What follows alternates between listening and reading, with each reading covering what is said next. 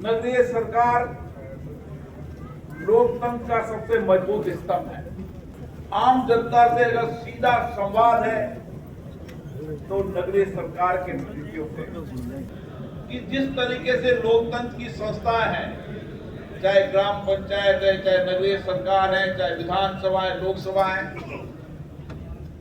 लोकसभा सर्वोच्च संस्था होने के कारण उसकी जिम्मेदारी है कि हमारी नीचे तक की इकाई में हम लोकतंत्र की कार्रवाई पद्धति को और उस सदन की कार्रवाई को किस तरीके से आदर्श मापदंड बनाए, ताकि हमारे ग्राम पंचायत के सदन हमारे लोकतंत्र के अंदर तो, लेकिन इन्हीं ग्राम सभाओं के माध्यम से, इन्हीं शहरी समितियों के माध्यम से चर्चा और संवाद के बाद जो निर्णय फैसले होते थे उसको समाज मानता था। इस परंपरा के लोग भारत में रहते हैं, इसलिए हमारे व्यवहार में, हमारे कार्य में, हमारी पद्धति में हमेशा लोकतंत्र रहता है। और इसलिए जब जब भी लोकतंत्र को कुचलने का प्रयास किया, देश की जनता ने इसका जवाब दिया। भी हमें हमारी सभाओं के अंदर, हमारी बैठकों के अंदर एक सदन चलाने की एक आदर्श पद्धति बनाने का प्रयास करना चाहिए। जब हमारी सभासद हो, तय समय के अंदर हो, महीने के अंदर हो, 2 महीने में हो,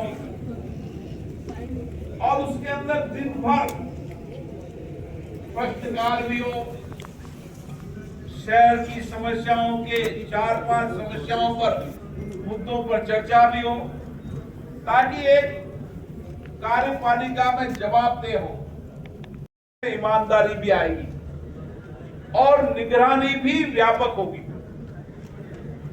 मैंने कई बार देखा है कि कई नगर पालिकाएं, नगर परिषद, नगर निगमों के अंदर साल भर के अंदर बैठक नहीं होती, और एक बजट बैठक होती है, वह भी आधे घंटे के अंदर खत्म हो जाती है।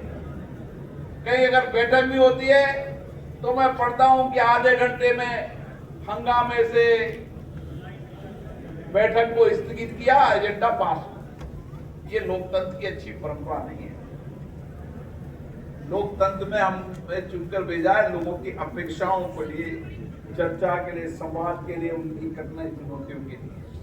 हम क्यों नहीं प्रयास करें कि महीने में, 2 महीने में कम से कम जब हमारी बैठक हो तो बैठक दिन भर चले, 8 घंटे चले, प्रश्नकाल भी हो, कई मुद्दों पर चर्चा भी हो, शून्यकाल भी हो, और उसके अंदर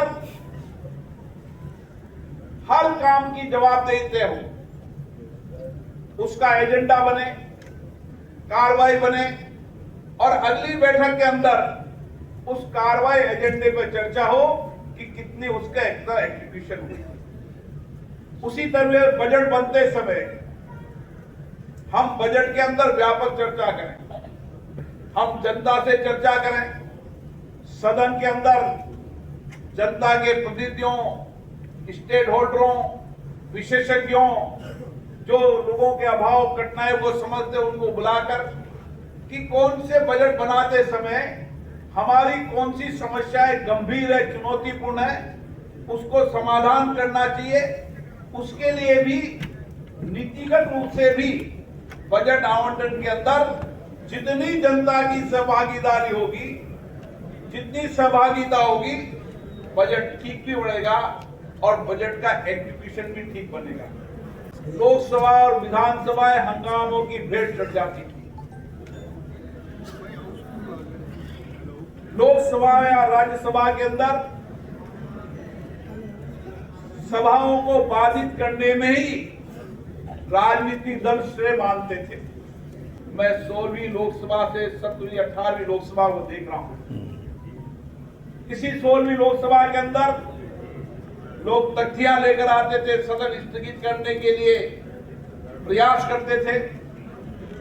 कई दिनों तक सदन स्थगित होता था।